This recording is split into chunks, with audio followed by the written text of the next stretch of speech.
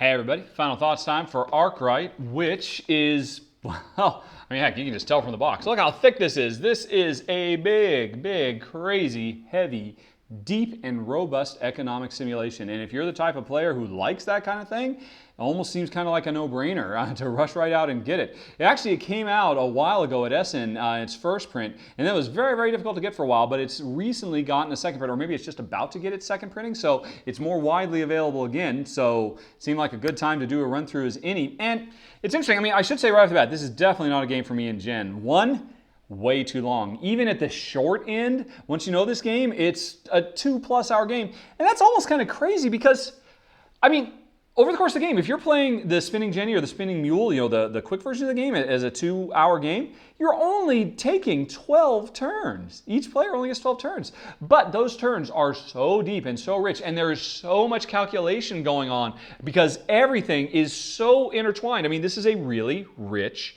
complex economy, this ecology of actions you've got. The number of people you hire, affects how much you make, but how much you don't want to make too much because if there's not the demand for it, but the people you're hiring actually increases demand potentially if you work it out right. And the quality you make versus how much you advertise for it versus the price you set. But if you can get a lot more sales and undercut your opponents if you drop the price. I mean, so these are all things that have a really nice intuitive sense, and they're so elegantly put together in this incredibly deep, crunchy game. And that's the thing. For me and Jen, it's too long, and quite frankly, it's too crunchy.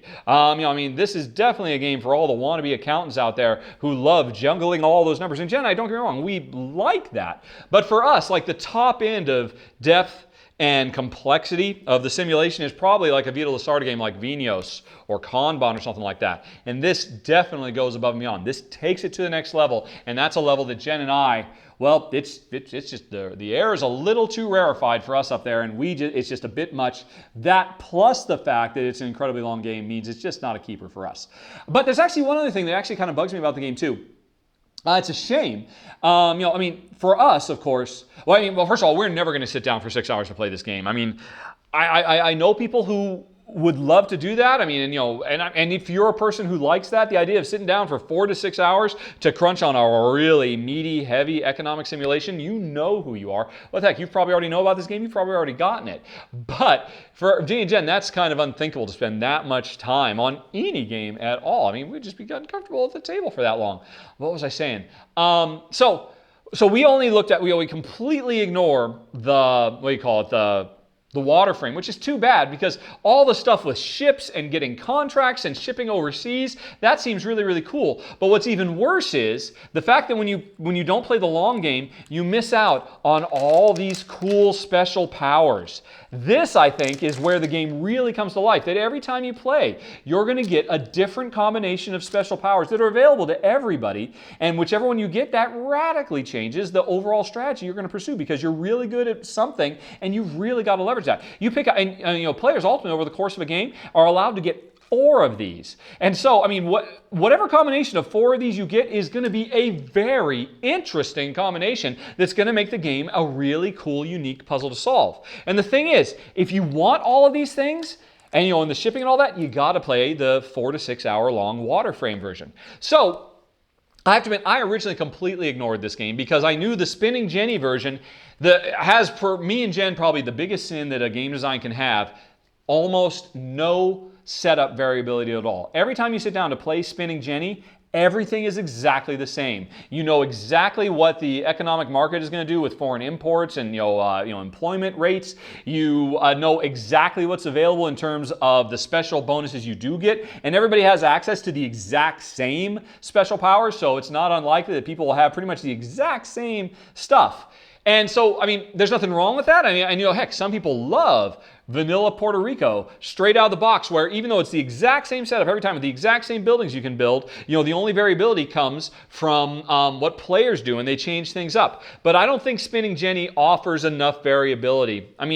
Heck, even if we found Puerto Rico to be, for us, I don't think it'd be enough. So that's where Spinning Mule comes in. Because, well, one, it's great that it adds the unpredictability of the economic market. That sometimes the foreign market will be aggressive, sometimes it won't. And that can change things up. And it also adds the little events. And these events, they're cool. They're pretty straightforward things. Sometimes they're good, sometimes they're bad.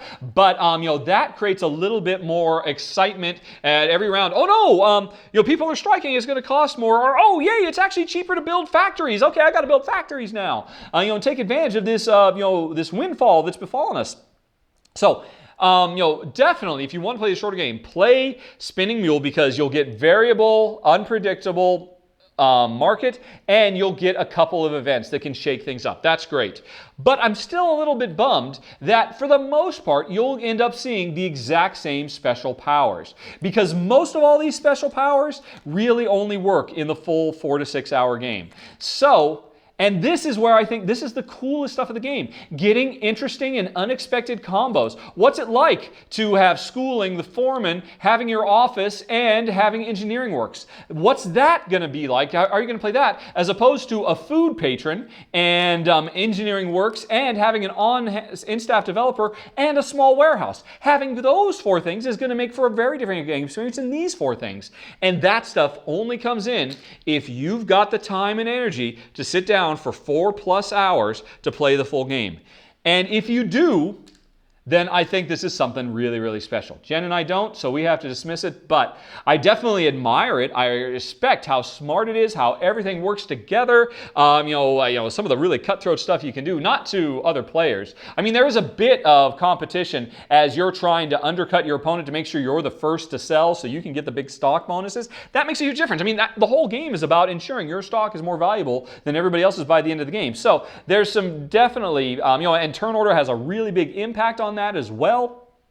So you can, whether you can respond to what everybody else does in time so that you can come out ahead when we actually produce and sell. But heck, again, if you play the full version, forget about competing with them. Get contracts to sell overseas and build a shipping fleet to be able to ship stuff over there, and you have a totally different path to victory. That's really cool too, if you're willing to play the big, long, the full Arkwright experience. And I think if you're going to get this game, you got to plan to do that, because that's where it really, I think, comes alive. That's what it's designed for. And Spinning Jenny and Spinning Mule, those are just kind of like cut down, just really, well, they're not what Arkwright should be. And so you got to know that going in. Be prepared for 6+ hours the first time you play this game, 5+ hours the second time, and then by the third time, 4+, and then maybe if you get really good, you play the same people, you can get it down to 3 hours every time you play.